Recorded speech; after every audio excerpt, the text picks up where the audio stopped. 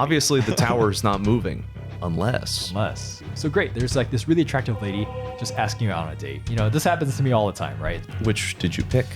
Obviously, we're going balls to the wall as we're investigating everything. He blinked far slower than any human should, like some cold-blooded creature observing through glass. Get out!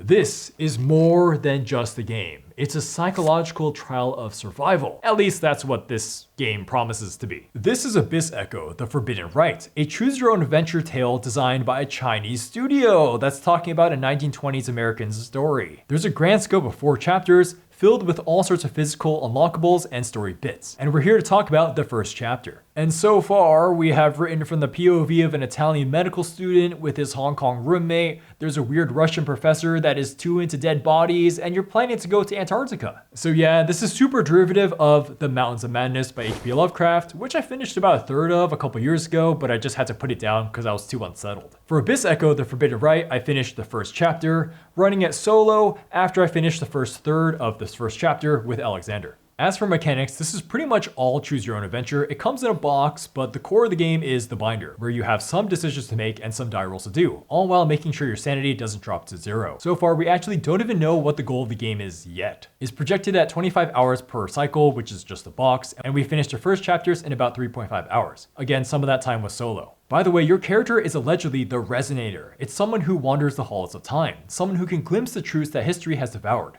So we will see about all this. For this video, since this is such an unconventional game that is extremely light on mechanics, I thought it best to just sit down with Alex and just run through the experience, talking about the cool parts and problems with the system, then discussing the story, then lastly ending with my personal thoughts. This is a sponsored first impressions because this is a demo, and I'll say my personal score at the end, but as always, we never compromise scoring here at Shelfside. But totally understand if you want to click off, we get it. So is this the Lovecraftian substitute to something like Tainted Grail, or is it really just mostly a choose your own adventure book? Let's hop into the discussion. Before we get further, I want to explain, since this is a unconventional game, it's more of like a book. Let me discuss my background with books. I used to read a lot, like a lot. In elementary school, I'd always have a book in my hand. And I was the type of kid that would finish the work as fast as possible, not to go out and play, but to read. And then when it's recess time, I go out and play. But I used to read constantly. So I've read a lot of choose your own adventure, simple ones like Goosebumps growing up. So that's my comparison for this. Because I don't think there's any mention of what I've read for books on this channel except for Dune. And of course, Alex here is a very seasoned role-playing veteran. Well, more importantly, I have also read choose your own adventure games, like Warlock of Firetop Mountain. I think. Okay. Yeah. Sorcery. I've heard of Sorcery. Yeah. Okay, so let's begin. Alexander, Abyss Echo. So you played it like what, 2 hours with me? Just a tiny bit. Okay. Yes. Just us passing back and forth the thing you're reading out loud. And that's what this game is really. It really is just reading things out loud. Every 3 chapters or so you'll have a decision or a die roll.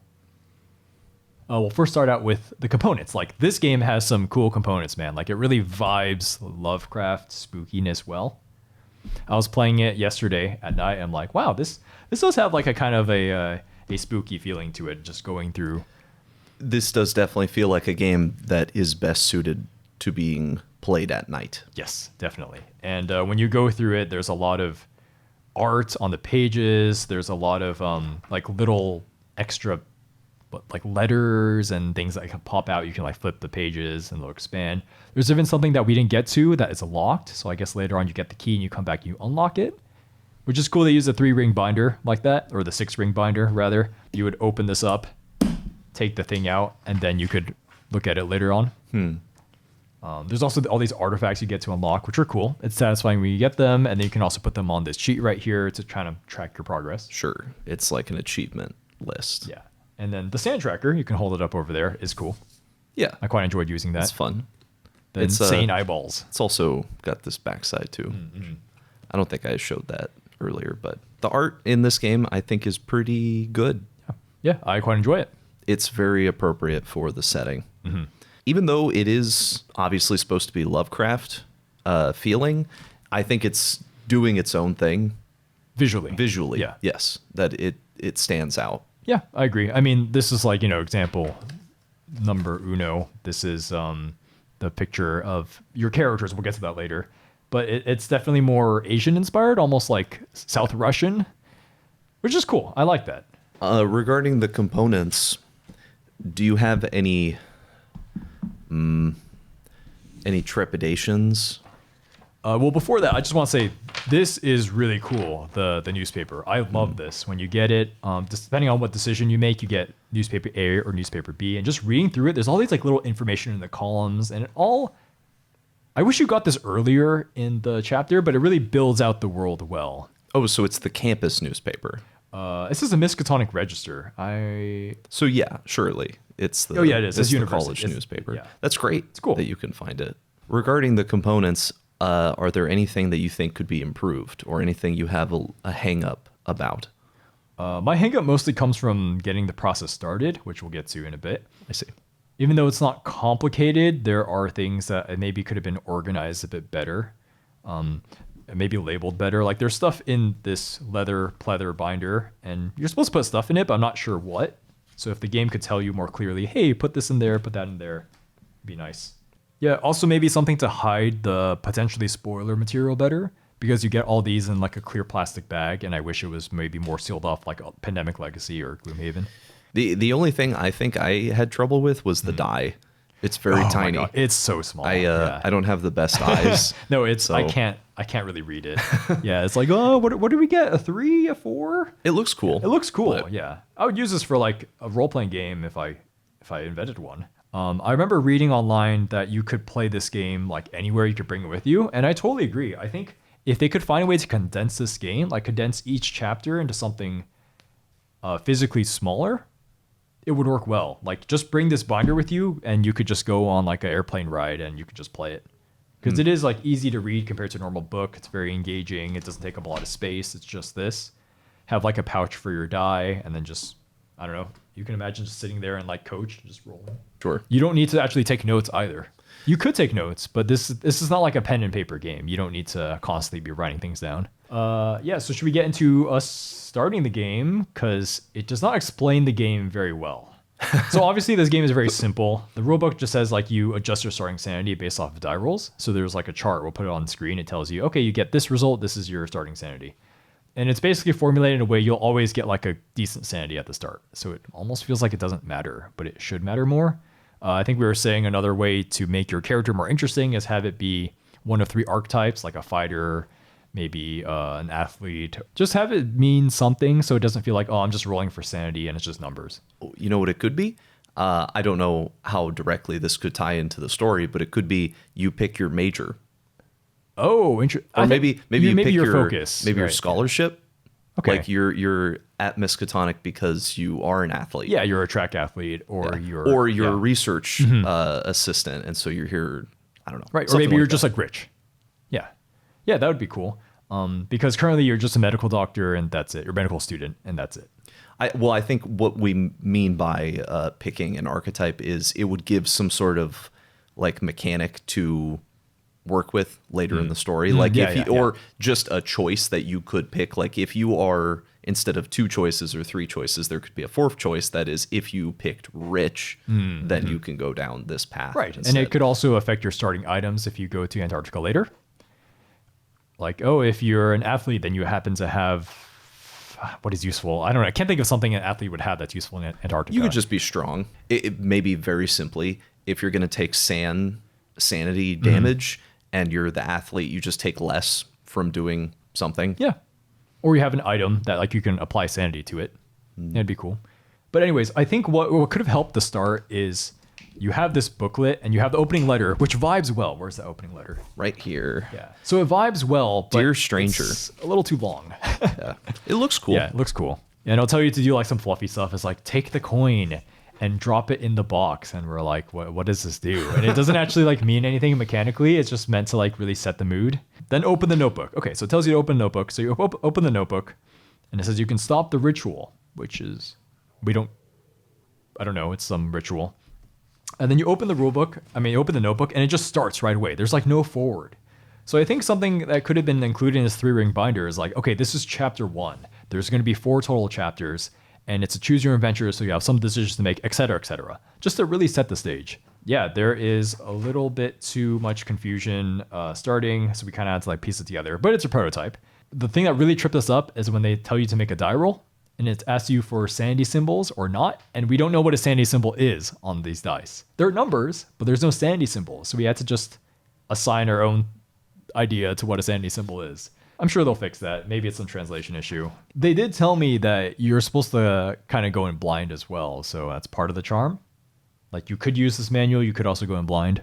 Yeah, but the how to play is actually just 6 bullet points. So you read the story, follow the instructions, roll dice when prompted, make decisions, some pass will change the outcome, use the sand scope or turn to different pages when told, gain or miss items based on your choices, and at the end of the chapter, mark your path on the trophies board. But I do think there needs to be a bit more, if not there, than in this booklet itself. The opening letter, the gray letter, it sort of implies that this is the part that I actually read, that I played through with you. The letter implies that this is a non-chronological story, or that we're dealing with some sort of time travel aspect to the game. So, and also what we read together, it's not necessarily told chronologically. In fact, no, we know for certain it's not told chronologically, right? Like we skip time, if nothing else. Maybe we don't go back in time. But all that to say, it would be nice to have some sort of, here's what everything should look like when we're done setting up the game. Okay. Yeah. We don't need to talk about story that much, or if they don't want to do that, then that's fine. Yeah, I echo your sentiment. I echo in the abyss, yes, your sentiment that it, because I put the thing in the binder, and I was a little confused because I think it all came in the envelope. Yeah, but it looks like all the pages are in order, so hopefully I did it right. Yeah, seems correct. That's basically it for the system and starting. Let's talk about, so we're going to talk about the writing first, and then we can talk about the story. Because there are some writing things that are very interesting, and I know this is kind of feeling like a book podcast now, but that's this game. It's mostly just writing and story. It's a choose your own adventure. It really is. It should be about the reading. Yeah. And thus the writing quality is what it's all about. Yeah, we're going to really focus on it, and they do a good job of making the main character seem neurotic, which is maybe the idea. Like, he is a little bit just stuck in his own head way too much. He overthinks things. He's unreliable. So maybe that is just the point, but if that's the point, that could have been established earlier on in like a how to play section. Like, yeah, this guy's weird. Like, the writing might be kind of weird. I don't think it needed. It doesn't need. Okay. No. I think it's part of the fun is that you learn that your characters may be a bit weird. It's a puzzle, I guess. Yes. Yeah. Now, I do think the opening could have done something to make that a little stronger. Beyond, like, what is the actual opening? It's so you first started him talking to his father. It's like a flashback. But after that, he arrives in the university, and I recall he's trying to draw the clock tower of the Miskatonic, and it's noted that it cannot be done because the clock tower shifts and moves. Yes, which is a cool idea. But it does sort of immediately inform you, like, okay, this guy is crazy. Right. Well, like, it's obviously, the fog, maybe. Obviously the tower's not moving unless. So all that to say, I think it establishes that he's a little weird. But I do agree, reading it with you, at least the first, I don't know, 30, 40, 50 pages. Yeah, about somewhere around there. My point just being, while I may find it long-winded and purple prosy, someone might really adore it. That's true. They might think, wow, I can't get enough of the descriptions of light. It's very shadow edgy. and the fog. I mean, it certainly left an impression on me. I remember, it's pretty the memorable. The fog is endlessly cold. Yeah, the shadows hunted me in the night. The sunlight fell, and it was dull but clear, I think, was the way he described it. It's just, I mean, these are, it's a fine way to describe it. My gripe with it is that I think they should have spent the opening setting up more of the characters. And if they're going to do slice of life, at least focus on his roommate, which is this Chinese guy from Hong Kong. And this guy could have had more to do. But we can get to that later.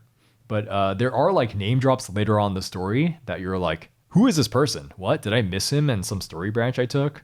But they're just name dropped. So is that a problem of the writing, or that's a deliberate choice of the story? Maybe, yeah. Maybe this character's just so insane that he just forgot people, and then names are told, and he's like, names are brought up later. He's like, oh yeah, hi Taylor. Okay, maybe. Yeah. Well, because we do skip time. We do skip time, yes, quite tremendously. Speaking of skipping time, there is a couple typos in here, which I think are, some of which are okay. Like, instead of the, it'll say he. But I think the formatting could have been more consistent at the top, because sometimes at the top it'll say like a journal entry. It'll say, oh, this is, for example, this is like September 10th, 1922. And then it'll go to the next chapter and it'll clearly have a start of a new entry, but it won't say the date. Which in that case, I think they should have made it more clear that they're not missing a date and this is just a continuation of the previous day, or a later undetermined day. Because it just seems like there's a blank space there. Especially when you jump ahead and you make a decision and you're reading it now and I'm like, wait, so is this the same day? Is this another day? So that's especially because sometimes it will purposely jump forward to night time. And you're like, okay, is it the night of this night or is it the next night? Is it the weekend? You don't know. I think a really clear example of weird formatting, and this isn't writing, is just like when you talk about writing a letter to someone else. And it describes on the left side, yeah, you're writing a letter and you hope you get a response. Then you look at the next page. So think of left side reading the text, right side you see the letter. Then you see the letter, and then like immediately right below it, you see her response. So what could have sold that better is that if you have the letter you wrote to her on that page, then you flip it over and then you see her response. And it says, oh, she actually did respond. So just, simple things like that. But they do sell the medium better. I think last thing about writing is that it explains descriptions in thirds constantly. Yes. And once you see this, you cannot unsee it.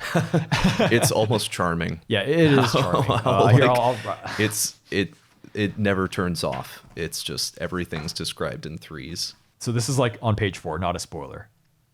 The air was cleaner than in the south. The rain carried a chill. The sunlight faint but clear. See, it's a third.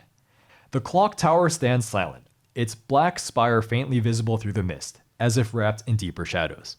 Again in thirds. There's a lot, yeah. But it's just his style.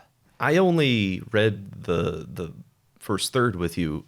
Does that continue? No, it definitely stops. It becomes more of less fluffy description and more of things happening, which I personally enjoyed the last 2/3 much more than the first third. I see. A really big typo. It's hard to go back to this. Your roommate's name just suddenly changes at some point. His name is Tong Kwok Quen. I'll put on text bottom on the bottom. And then later on, his name changes. And it's the same person because it says your roommate, Tang. It will change to Tang Ke Quan. So that's interesting. I don't know how that happened. I really don't know. Maybe it's a translation thing. Another one we tripped over is that people start calling you a Southerner, even though you're from Italy, but you're not really an immigrant, like you're an American. You're from New York. Yeah, you're City. from, yeah. And because Miskatonic University is slightly north of New York, I guess they assume that you're a Southerner. But when I think Southerner, it's like someone from the South of America, like Georgia, Virginia, Alabama. This is maybe a poor choice of words. Yeah. So I'll just kind of give you the Spark Notes story here, and then we can discuss it.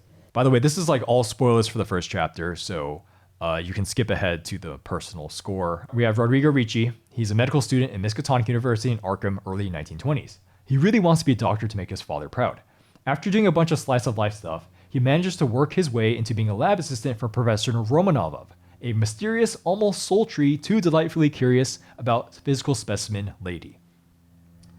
Eventually, your research group inspects a grotesque body from Antarctica. This is when the story really begins. Like, whoa, it's this really gross thing. Everyone's freaking out. It looks like it's been deformed in a bunch of ways. There's a very cool visual of that in the book. So you start investigating it, and it's kind of weird. His body cells, especially the cancerous ones, seem to react to the auroras of the Antarctic. So this further spurs on more investigation. So, maybe we should go to Antarctica to take a look. And this is crazy. Can you imagine just like being in college and it's like, we're just going to go to Antarctica. But I guess it's the 1920s. And your Professor Romanovov really wants to go to Antarctica. Like it's like consuming her. So obviously the school is like, no, they don't give you enough funding to go on some mysterious like expedition where everyone might like die. Yeah. So some other entity gives a massive amount of funding. Other entity? Yeah, it has a name. It's the Celestial Somnus Foundation. Just some foundation gives you a lot of money. So then like, wow, okay, so we're actually going to go to Antarctica. So you start training to go to Antarctica. During this training, you meet someone called Mr. Lunacy, who is your main tour guide / survival expert for Antarctica. Like this guy like seems to know everything about going there, but he's like almost inhuman. He has like a very odd smile. He knows too much about Antarctica without really like it doesn't make sense why he knows so much about Antarctica. So my little like hypothesis is that he's like a hybrid deep one. So anyways, during this time, you meet an opera lady called Miss Catherine, and you really, really like her.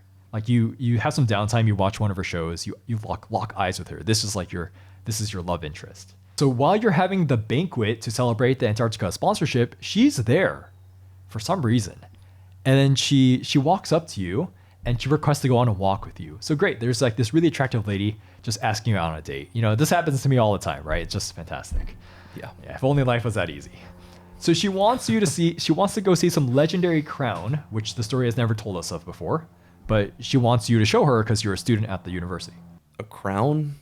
Is that like some article in the Miskatonic University? Yeah, it's just museum. It's locked behind glass, and she just wants to see it. So you have, but it's on the campus. Yeah, it's on the campus. So this makes sense. That's why she's here. Is she wants to see this? I guess so. So she's like kind of using you, I guess. But yeah, so you walk there with her and you kind of get to know her a little bit more. And then when you get to the legendary crown, she sees it and admires it, and she looks at it in the mirror, and it kind of like shapes around her head in some mysterious way, like almost like it was meant for her. Ooh, who knows? So then you leave her, but you begin some correspondence with her. You guys are exchanging letters. So it's like you're dating now, I guess. And then this chapter finally ends with you going to a concert she gave you tickets for, and then you wish her farewell as you're about to depart for Antarctica. And so you say like your final, it's not like you're going out to war, and then this is like your girl from home you're writing to. So that is the end. You end on a farewell. One more thing about Mr. Lunacy, he appears in your hallucinations throughout the chapter, and eventually you finally meet him, which is a little unsettling. And for example, like your crew that's about to go on the expedition to Antarctica, they take a photo together, and the photographer's about to take the photo. Then you hallucinate. Then you see, oh, it's Mr. Lunacy taking the photo. Whoa. And then it goes back to reality. So that's unsettling. So a description of Mr. Lunacy, which I think is the most interesting character here. So he's a tall, gaunt man who wore a slightly tilted black bowler hat. His clothes were immaculate, perfectly tailored, yet carried an indefinable dissonance, not disheveled, but too deliberate, as if he'd studied how to dress like a normal person rather than lived it. That's what really got my alarm bells going. Like, this guy seems like a hybrid deep one. That faint smile never left his lips, but it was stiff, like facial muscles long unused, frozen in practiced mimicry. Yet the true unease came from his eyes, too wide, too much white. He blinked far slower than any human should, like some cold-blooded creature observing through glass. His gaze held clinical detachment, yet crackled with inexplicable excitement. So, yeah. See, I think the prose works fine here. Yeah, it's quite entertaining. No, that's great. Yeah. I love hearing about Mr. Lunacy. Yeah, one thing, I guess, final about the story is that there's at one point you make a critical decision whether or not to favor Professor Romanov of like, oh, we should just investigate everything. I don't care. It's all interesting. I'm curious. Or you can side with the dean, who is more conservative about like, oh, some things should not be investigated. That has yet to matter so far. It's only chapter 1, but I thought that was pretty cool. Which did you pick? Obviously, we're going balls to the wall as we're investigating everything. I see. Yeah. Okay. Also, I'm like fully role playing as this character just like has the hots for Professor Romanov. So I see. We're just doing that because that's how I feel like the writing is. Sure. Yeah. So, what do you think about the story so far? It's our foundation to going to Antarctica.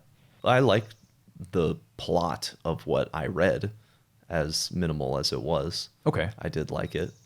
I think the name Mr. Lunacy is outrageous. Sure.